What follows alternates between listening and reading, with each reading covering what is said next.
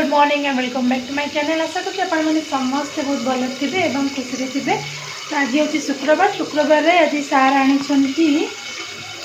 माछ जोटा कि मुझे भाजुची भाजिले कौन हो घोड़े चिटिका माने छिटिका मारूनी छिटिका मारे मत कौन ना एतटा कांत कांत मत पोछिया को पड़ूनी साधारे आज हूँ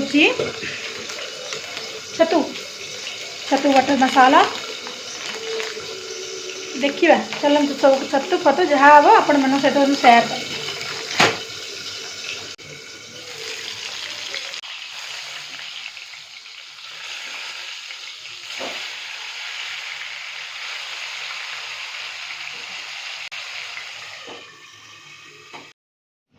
तो ये मु पाइका खायापी बाड़ी दूची पखाल भात। तो केते जण खरा दिने पिलामानंकु पखाल भात दियंती निश्चिंत भाव में पिलामानंकु देबे खायापी।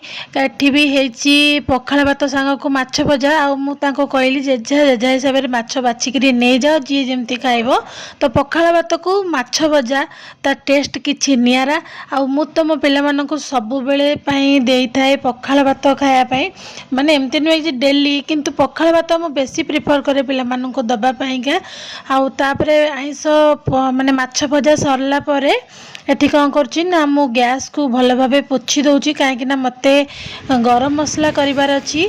आउ एठी मसला रे मु नेइछि पान मधुरी धनिया जीरा आउ एठी नेइथिली मु तेजपत्र नेइथिली आउ गोटा मसला सब नेइथिली। गोटा मसला रे थिला दालचीनी गुजराती अलैच आउ गोलमरीच ए सब नेकी ताको भल करी भाजी देबी काहे ना मो पाखे मसला सब सरी जाइथिला गुंड।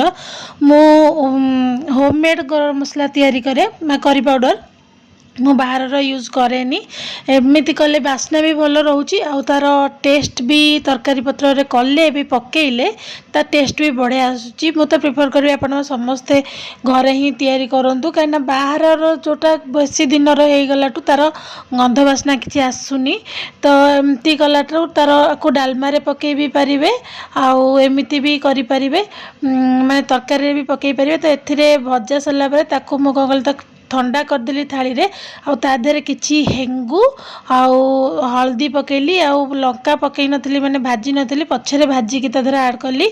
आउ एठी माने देखंतु केते उरा हे गला मोर मसला आकू काच जार रे प्राय मासे 2 मास कि 3 मास ऊपर पलई जाउची। आकू मु गोटे डब्बा को रखी दिए फ्रिज रे आउ गोटे जोटा यूज हुए डेली ताकू मु अलगा डब्बा रे ताकू स्टोर कर दिए तार बास्नाटा भी बढ़िया आसे। तो एठी जेहेतु माछ आसीची आजिर आइटम थिला माछ गरम मसला देकी ताकू अल्प झोल देकी ताकू गोटे माछ मसला भोजी स्टाइल रो। तो एठी कौन करची ना पियाज अदा रसुण पेस्ट बनै देची आ ता सहित एठी सबू मसला पकेकी जो कड़े रे ताकू कसी देली। सेपटे बसीची डाली काइना जेहेतु झोल होनी डाली आउ माछर जो मसला सेटा आज मु बनैची। सेठी डाली हे सला परे तो मसला कसा होचे सेपटे सान भाई कहितला जे मोर आलू भर्ता आज कंपलसरी तू करू तब ता पई डाली सहित आलू भर्ता किछिटा कर दउची। आउ एठी छतु जो आसथिला ताकू भी मु सब बाछि देइची छतु को आउ एठी टिके जो मसला रे सब पकई देथिली पियाज अदा रसुण आउ जो पेस्ट करथिली ता देरे लूण हल्दी कंपलसरी जा पके हुए ताकू मु पकई देथिली। ता सहित जो मसला बनैथिली ताकू पकईथिली आ टमाटो ए सब पकई देकी भल कि ताकू कसी दबा काइना मते 2टा मसला रेडी करिवार अछि। गोटे होची हमर छतु मसला आउ गोटे होची हमर माछ मसला गोटे जगह रे कसी देकी मु ताकू अलगा अलगा कर देबी काना मते अल्प टाइम रे जल्दी हे जिवो। आ एठी मु करूची छतु ए जो छतु जतबेले भी आपण बनेइबे ताकू बिना तेल रे ताकू प्रथमे सिझेई देबे। सिझेई देला पर जो एक्स्ट्रा पानी थिबो ता धरे से बाहरी जिवो। टाइम हे गलानी 1:05 आसीबो समस्त टाइम हे गलानी आ रोसे सरेनी पूरा मो देह हाथ पूरा थरुची माने थरुनी माने बसवे से माने आसिकी रोसेटा ही भल लगुनि। रोसे टिके वीडियो चक्कर रोसे मोर बहुत डेरी हो जाऊँगी 2-3 दिन है। मोर गोटा रोग हो कौन ना 10 दिन मानक 10 दिन भी दूर 5 दिन वीडियो कर मसे कम ये रोलटी मोर चलती आज कौन मुंड उठला 2-3 दिन है तो रेगुलर वीडियो को पकाऊँ देखा जाओ केते दूर जाऊँगी कौन जाऊँगी मसला ढाटा नागिगलानी।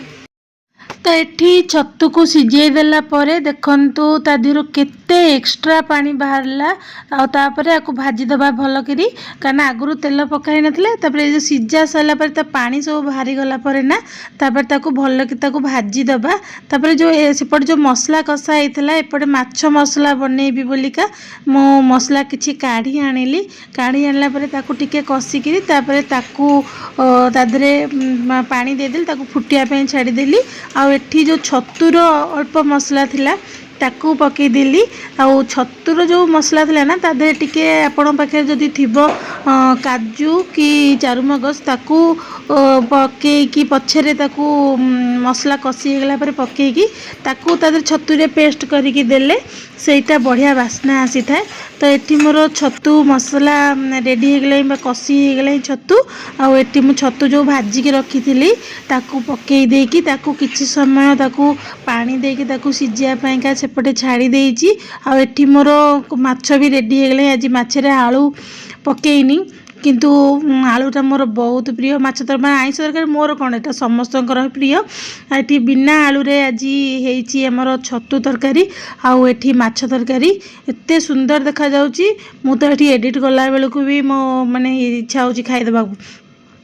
तो ये रोसई बास सरला आज यूजुआल मजा मजी मोर स्टार्ट हो गला कारण आइंष बारी रे बहुत बासन हो जाउछि मजियापाई आ सेपटे भी मोर अलग भी अच्छी आज आचार गोटे तैयारी करी से भी सब रोसई घर को क्लीन करी भल कि कहीं समस्ते माने दीपहर बेले खाई सारा सबुदिन रोसई घर को भल कि धोई दिए। तो ये गोटे आचार मु ए वर्षर प्रथम आंब आचार मु करुच्ची। तो ये मो पाखे अच्छी लंका आउ आंब को लेकिन मु आचार गोटे करी ये जो लंका नहीं ना टिके बड़ साइज लंका नेबे तो तार पछ तो डेंफ सब छड़े देकरी ताकू कौन करी ना ताकू ये जो चॉपर अच्छी मो पाखे ताकू चॉप करदेली पूरा एमती फाइन चॉप करेंगे माने बेसी बाटिला भाया करें। तो ये ता भीतर हानि मत गोटे लेस देइथिला से खाऊला मुझे नहीं आसिकी टिके खाई दउची। तो ये देखु मोर लंका सबू चप हो गला एपटे भी मत डर मार्च जदि हाथ में नहीं जब मुहर बोलीदेली माने मु मरली।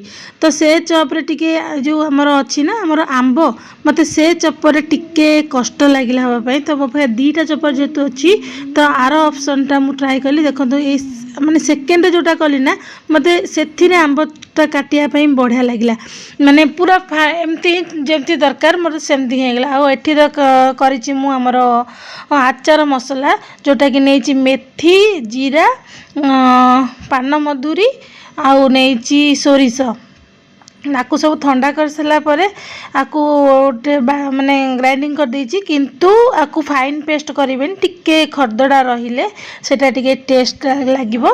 आ एठी ताकू बहुत जोरे सोरिष तेल को गरम करेनि बस जस्ट नख उषुम होइथिबो ता देरे मु पकेली हेंगू आउ हमर लाल मिर्ची माने जो काश्मीरी लाल मिर्ची लूण आउ चीनी कहीं मु चीनी आमर टिके जेमिति हेले पड़िबो काने मीठा मीठा लागे आउ मसला जोटा मु बनैथिली आउ जो चॉप करी आमर लंका आउ आंब आउ लुण आकू पकईकी भल कि घाटी दबा भल से घाटिले कौन है ना से सब मिक्स हो मत ये लगिला जे मो जो आचारटा बनईची से तेल अल्प अच्छी तो ताको आउ थे मु तेल टिके नख उषुम कर मु पकईदेली। तो ये मोर रेडी हो गला आठी काच माने आप भल कि चकटा चकटी कर सारापर गोल सारा ताकू एटी मु कौन करी ना काच जारे ताकू सब रखीदे देखो केते सुंदर देखा जाउची। आपण चाहिए सांग सांग खाई पारिबे नहले आपण आकू खरारे भी तो देखई कि किछि दिन एपट सेपट करी खाइबे।